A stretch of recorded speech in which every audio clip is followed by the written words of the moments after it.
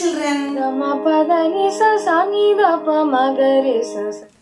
பாட்டு கிளாஸ் போல கதை தான் சொல்ல போறேன். கர்நாடக சங்கீதத்துக்கு யாரு பிதாமகர்? புரந்தரதாசர். இன்னைக்கு அவரை பத்தி தான் பார்க்க போறோம். புரந்தரதாசருக்கு அவரோட அம்மா அப்பா வச்ச பேர் ஸ்ரீனிவாசன். அவ அப்பா வரதப்ப நாயக் ஒரு நகை வியாபாரி. அவர் எல்லாருக்கும் ஹெல்ப் பண்ணிட்டு இருந்தார். ஸ்ரீனிவாசனுக்கு சரஸ்வதி பாய் அப்படின்னு ஒரு பெண்ணோட கல்யாணம் ஆச்சு. கொஞ்ச நாள்லயே அவ அம்மா அப்பா இறந்து போயிட்டான். ஸ்ரீனிவாசன் அவ அப்பா மாதிரி தயாள குணம் இல்லை. காசு சேர்த்து வட்டி வாங்கி, வட்டிக்கு மேல வட்டி வாங்கி பைசா சேர்த்து நவகோடி நாராயணன் அப்படின்னு பேர் வாங்கினார். யாருக்கும் அவர் பிடிக்கவே இல்லை. அவர் நாரத மகர்ஷியோட மறுபிறவி. அவர் எந்த காரணத்துக்கோசரம் பூமியில பிறந்திருக்காரோ அது நடக்க வேண்டாமா? இந்த கிருஷ்ணர் என்ன பண்றாருன்னு பார்க்கலாம். வந்துட்டாரு. ஒரு ஏழை பிராமணன் ஒரு சின்ன பையனை கூட்டிட்டு ஸ்ரீனிவாசனோட கடைக்கு ஐயா, இந்த பையனுக்கு பூணல் போட போறேன், கொஞ்சம் ஏதாவது உதவி பண்ணுங்க. காத்தாலே வியாபாரமே நடக்கல, இதுல யாச்சகத்துக்கு வந்துட்டீங்க, நாளைக்கு வாங்க அப்படின்னு அமுச்சு விட்டுறாரு. அடுத்த நாளும் அவர் வர்றாரு. அடுத்த நாளும் இவர் நாளைக்கு அப்படின்னு. இந்த விடா கொண்டன் கொடா கொண்டன் மாதிரி இவரும் தினம் வந்துட்டு இருந்தார், அவரும் தினம் நாளைக்கு அப்படின்னு சொல்லிட்டு இருந்தார். கடைசியில ஒரு நாளைக்கு ஸ்ரீனிவாசன் செல்லாத காசை கொடுத்துட்டார். அந்த பிராமணன் நேரா ஸ்ரீனிவாசனோட வீட்டுக்கு போனார். சரஸ்வதி ரொம்ப தயாள குணம் உள்ளவ, பூஜை பண்ணிட்டு இருந்தா. அவளை பார்த்து, அம்மா உங்களை பார்த்தா மகாலட்சுமி பார்க்குற மாதிரி இருக்குமா, என் பையனுக்கு பூணல் போட போறேன், ஏதாவது உதவி பண்ணேம்மா. இந்த ஊர்ல ஒரு செல்வந்தர் கிட்ட போனேன், அவர் இந்த செல்லாத காசை கொடுத்துட்டாருமா அப்படின்னு. சரஸ்வதி புரிஞ்சு போயிடுது, தன்னோட கணவர் தான் இந்த செல்லாத காசை கொடுத்துருக்காரு. அவளுக்கு கொடுக்கணும்னு ஆசை, ஆனால் எதுவுமே அவகிட்ட இல்லையே, எல்லாம் கணவனோட கண்ட்ரோல் தானே. யோசிச்சுட்டே பார்த்தா, இந்த மூக்குத்தி அம்மா போட்டது தானே, இதை கொடுக்கலாம் அப்படின்னு நினச்சி கழட்டி இந்த பிராமணன் கேட்டு கொடுக்குறேன். ஐயா, இதை நீங்கள் அடுத்த ஊருக்கு போய் விற்று அதில் வர பணத்தை பூணல் கல்யாணத்துக்கு யூஸ் பண்ணிக்கோங்கன்னு கொடுத்தாரு. ஆனால் இந்த விளையாட்டு கிருஷ்ணன் என்ன பண்ணுறாருன்னா, அந்த மூக்குத்தி எடுத்துட்டு நேரம் ஸ்ரீனிவாசன் கடைக்கே விடுறாரு. இந்தாங்க, இந்த மூக்குத்திக்கு என்ன காசு உண்டோ கொடுங்க அப்படிங்க. ஸ்ரீனிவாசன் வாங்கி பார்த்துட்டு, இந்த சரஸ்வதி இது மாதிரி இருக்கேன்னு யோசிக்கிறாரு. இதுக்கான காசு இப்போ என்கிட்ட இல்லை, சாயந்தரம் வாங்க தரேன் அப்படின்னு அமுச்சு விட்றாரு. அப்புறம் கடையில் உள்ள வேலையார்கிட்ட அவர் எங்கே போகிறாரு, அவர் வீடு எங்கே, என்ன பண்ணுறாருன்னு பார்த்துட்டு வர அனுப்புகிறார். மூக்குத்தியை பத்திரமா கடையில் வச்சு பூட்டி நேராக வீட்டுக்கு போகிறார். சரஸ்வதி சரஸ்வதி அவரோட குரலை கேட்ட உடனே, ஆஹா ரொம்ப கோபமாக இருக்காருன்னு நினச்சுன்றா. எங்கே அவரோட மூக்குத்தி காணோம்? இல்லை, எண்ணெய் தேய்ச்சி குடிச்சேன், எண்ணெய் இறங்கிடுமேனு கழட்டி வச்சிருக்கேன். முதல்ல அதை போய் எடுத்துட்டு வா. நேரா சாமி கிட்ட போயிட்டா. ரொம்ப கோவமா இருக்காரே, நல்ல மூட்ல இருக்கும்போது சொல்லலான்னு பார்த்தேன், எனக்கு என்ன பண்றதுன்னு தெரியல, பகவானே நீ தான் காப்பாற்றணும் அப்படின்னு மனமுருகி வேண்டிட்டான். அந்த கஜேந்திரனோட காலை முதல்ல பிடிச்சப்ப ஆதிமூலமே அப்படின்னு கூப்பிட்டுது. திரௌபதி ஹஸ்தினாபுர சபையில கௌரவர்களால மானபங்கப்படுத்தப்ப கிருஷ்ணான்னு கூப்பிட்டாரு. அந்த கிருஷ்ணர் இங்க சரஸ்வதிக்கும் ஹெல்ப் பண்ண யோசிச்சார். அவன் கையில ஒரு கிண்ணம் இருந்ததா, அந்த கிண்ணத்துல டங்குன்னு ஒரு சத்தம் கேட்டது. பார்த்தா அதுல மூக்குத்தி விழுந்துடுத்து. அப்படியே எடுத்து கணவன் கிட்ட கொடுத்து விடுறான். ஸ்ரீனிவாசன் வாங்கி பார்த்தோம்னா புரியவே இல்லை. யோசிச்சுட்டே கடைக்கு போனார். கதவை திறந்து பார்த்தா எங்க பூட்டி வச்சாரோ அந்த இடத்துல மூக்குத்தி இல்லை. அதுக்குள்ள அந்த வேலையால் அனுப்பிச்சிருப்பார்ல, அவர் அந்த பிராமணன் நேரம் கோவிலுக்கு போனாரு, உள்ள போனார், அப்புறம் காணோம், மறைஞ்சு போயிட்டாரு, எங்க போனான்னு தெரியல அப்படின்னு. உடனே ஸ்ரீனிவாஸ்க்கு ஏதோ புரியற மாதிரி தோணும். நேரம் வீட்டுக்கு வருவார். இப்ப கோபம் இல்லாம என்னம்மா நடந்தது அப்படின்னு கேட்பேன். அதுக்கு சரஸ்வதி அழுதுன்னு, நான் அந்த பிராமணனுக்கு கொடுத்துட்டேன், நீங்க கோச்சு போயிடணும்னு எனக்கு என்ன பண்றதுன்னே தெரியல, சுவாமி கிட்ட வேண்டின்னு மகான் கொடுத்துட்டார், இதுதான் நடந்தது அப்படின்னு. ஸ்ரீனிவாசன்கா, சுவாமியை எத்தனை நாள் அலக்கழிச்சிருக்கோம், அந்த பணம் பணம் பணங்கிற ஆசையில தானே பகவானையே தெரிஞ்சுக்காம போயிட்டேன். பணம் போதும். மொத்த சொத்தையுமே தானம் பண்ணிட்டார். அப்புறம் குடும்பத்தோட க்ஷேத்ராடனம் போயிட்டார். விஜயநகர பேரரசு தெரியுமா?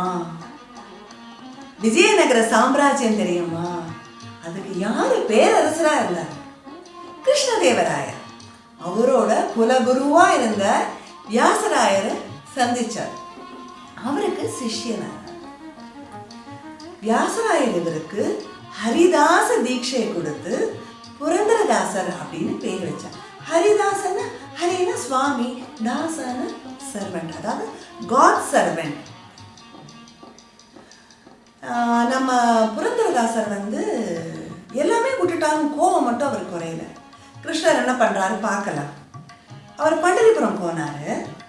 ஒரு நாள் சாயந்தரத்துக்கு மேலே வெளியில் போயிட்டு வந்தப்போ அவரோட சிஷ்யன் அப்பண்ணா கூப்பிட்டு, அப்பண்ணா கொஞ்சம் கால் வலிக்கிற மாதிரி இருக்கு, கொஞ்சம் வெந்நீரா கொண்டு வா கால் அலம்பிக்கிறதுக்குன்னு கேட்டார். பதில் வரல. அப்பண்ணா கொஞ்சம் கால் அலம்பிக்க வெந்நீர் கொண்டா அப்படின்னு கேட்டார். அந்த அப்பண்ணா சொம்புல ஜலம் குடு குடு குடுன்னு எடுத்துட்டு வந்தாரு. இதை வாங்கி காலில் விட்டா தண்ணி கொதிச்சு கொடுத்து சுட்டு கொடுத்து கோபத்தில் நம்மன்னு அந்த சொம்பால அப்பண்ணாவோட தலையில அடிச்சுட்டாரு. அப்புறம் போய் படுத்துருந்துச்சா, என்ன கோவம் இது, அந்த பையனோட தலையில அடிச்சுட்டேன்னு வருத்தப்படுறாரு. காத்தால எழுந்தோடனே, அப்பண்ணா எப்படிப்பா இருக்கு, வலிக்கிறதா, நெத்தி வலிக்கிறதா, என்ன ஆச்சு அப்படின்னு கேட்குறாரு. என்னத்துக்கு வலிக்கணும் எனக்கு? இல்லப்பா நேற்று ஒன்று அடிச்சுட்டேனே. நீங்க தான் வரதுக்குள்ள நான் தான் தூங்கி போயிட்டேனே. புரியல. எல்லா சிஷ்யனும் நீங்க வந்ததே எங்களுக்கு தெரியாது அப்படின்றா. புரியாம நேராக கோவிலுக்கு போறார். பண்டரிபுரம் கோவிலுக்கு போறார். அங்க சுவாமி பார்த்தா சுவாமிக்கு நெத்தியில வீங்கி இருக்கு. இவர் எந்த இடத்துல அடிச்சாரோ அந்த இடத்துல வீங்கி இருக்கு. ஆஹா, பகவான் தான் வந்திருக்காரு, நம்ம அடிச்சுட்டோமேன்னு யோசிக்கிறாரு. அப்படியே லேசா தடவி கொடுக்குறாரு. வீக்கம் குறைஞ்சு போயிடும். ஆனாலும் சுவாமி அடிச்சுட்டோன்னு இவர் எனக்கு தண்டனை கொடு, பகவானே தண்டனை கொடுன்னு புலம்பிண்டே கோவிலில் உட்காந்துட்டே இருக்கார். அப்படியே ராத்திரியும் ஆயிடுறது. அர்ச்சகர்லாம் அப்படியே பூட்டிட்டு போயிடுறா. காத்தால அர்ச்சகர்லாம் வரா, கதவை திறக்கிறா. புரந்தரதாசர் புலம்பிண்டே உட்காந்துருக்கா. அர்ச்சகர் நேராக சுவாமி கிட்ட போறா. பார்த்தா சுவாமியோட கையில உள்ள கங்கணம் காணோம். உடனே ட்ரஸ்டீஸ் கிட்ட சொல்றா, தேடுறதுக்கு ஏற்பாடு பண்றா. அப்ப அந்த ஊரு டான்சர் வரஜாட்சிங்கிறவர் கோவிலுக்கு வரா. கையில பூப்பழம்லாம் சுவாமி பூஜைக்கு எடுத்துன்னு வரா. அவ கையில கங்கணம் இருக்கு, உன்கிட்ட எப்படிம்மா வந்ததுன்னு கேட்டா, நேற்று ராத்திரி புரந்தரதாசர் தான் வந்தாரு, அவர் தான் கொடுத்தாரு அப்படின்னு சொல்லிட்டான். உடனே என்ன ஏதுன்னே விசாரிக்காம அவரை ஒரு தூண்ல கட்டி சாட்டையாக அடிக்க போவா. அப்போ உடனே வரஜாட்சி கையில உள்ள கங்கணம் சுவாமி கிட்ட போயிடும். சுவாமி கிட்டேருந்து அசிரீதி கேட்கும். கோவில் தான் பூட்டி இருந்தது, காத்தால அர்ச்சகர் தானே திறந்தா, புரந்தரதாசர் எப்படி வெளியில போய் கொடுத்துருக்க முடியும்?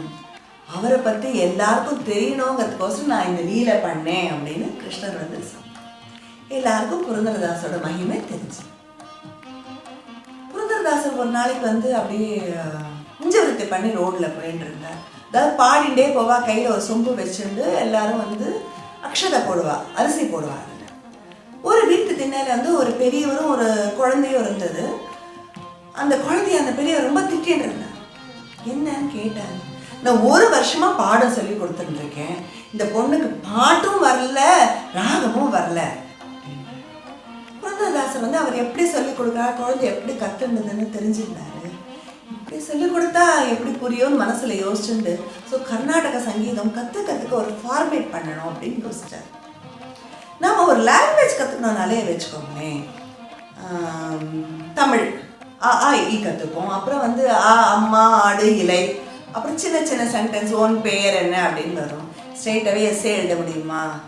மேத்ஸ்னாலுமே 1 2 3 அடிஷன் சப்ட்ராக்ஷன், ஸ்ட்ரெயிட்டாகவே இன்டகிரேஷன் டிஃப்ரென்சியேஷன் போக முடியுமா? அது மாதிரி கர்நாடக சங்கீதம் பேசிக்ஸ் வேணும்னு இந்த சரளி வரிசைகள் மாயமாள கௌட ராகத்தில் இன்ட்ரடியூஸ் பண்ணி விட்டார். அப்புறம் ஜண்ட வரிசை, அலங்காரம், அப்புறம் அந்த அலங்காரம் கற்றுண்டா அந்த ஸ்வரம் பின்னாடி பாடுறதுக்குலாம் ரொம்ப யூஸ்ஃபுல்லாக இருக்கும். அப்புறம் சின்ன சின்ன கீதங்கள், இந்த கர்நாடிக் மியூசிக் கற்றுண்ட வாழ்க்கெல்லாம் தெரியும். ஸ்ரீகணநாத சிந்துராவரணம் அதில் இவர் பாடினது தான் கெரைய நீரனும். அதுக்கப்புறம் தான் வர்ணம் அந்த பாட்டுக்கெல்லாமே போகணும். இந்த ஸ்ட்ரக்சர் தான் இப்போ கூட 500-600 வருஷத்துக்கு அப்புறமும் நம்ம ஃபாலோ பண்ணிடுறோம். இவர் பாகவதத்தில் என்ன இருக்கோ அதோட சாராம்சத்தை லோக்கல் லாங்குவேஜில் நிறைய பாட்டுகள் பாடியிருக்கார். இவர் பாட்டில் அப்படியே பக்தி ரசம் இருக்கும். இவர் கிட்டத்தட்ட 4,75,000 பாட்டுகள் எழுதியிருக்காரு. இவரோட பாட்டிலலாம் 2 வார்த்தை புரந்தர விட்டல அப்படின்னு இவரோட முத்திரை இருக்கும். நிறைய பாட்டுகள் இவரது ஃபேமஸ் இங்கே நம்ம தமிழ்நாட்டில் கூட. நீங்கள்லாம் கேட்டிருப்பேன். கிருஷ்ணா நீ வேகனே வாரோ, ஜகதோதாரணா, வெங்கடாச்சல நிலையம். இப்போ நம்ம தமிழ் பாட்டு குறையொன்றும் இல்லை, மறைமூர்த்தி கண்ணா, எம்எஸ் அம்மா பாடி ஃபேமஸாக இருக்கு. அது நார்த்து எல்லா இடத்துலையுமே எல்லாருக்குமே தெரியும். அதே மாதிரி அவரோட ஒரு பாட்டு எல்லாரும் கேட்டிருப்பீங்க. இப்போ கூட வரப்போகிறதே பண்டிகை வரலட்சுமி நோன்பு, அதுக்கு எல்லார் வீட்லேயும் பாடுவாளே பாக்யாத லக்ஷ்மி பாரம்மா, அந்த பாட்டும் அவர் தான் எழுதியிருக்காரு. இவர் தன்னோட கடைசி காலம் ஹம்பி க்ஷேத்திரத்தில் இருந்தார். கிட்டத்தட்ட 80 years வரைக்கும் இருந்தார். Okay, now it is question time. புரந்தரதாசருக்கு அவன் அம்மா அப்பா என்ன பேர் வச்சா? அந்த கிருஷ்ணர் ஒரு பிராமணன் மாதிரி சரஸ்வதி கிட்டேருந்து நகை வாங்கினாரே, அது என்ன நகை? விஜயநகரத்துக்கு பேரரசராக இருந்தது யாரு? இவரோட பாட்டுல எல்லாம் ஒரு முத்திரை இருக்குமே, 2 வார்த்தை இருக்குமே, அது என்ன? Okay, that's all for today. See you in the next episode. Hari Om.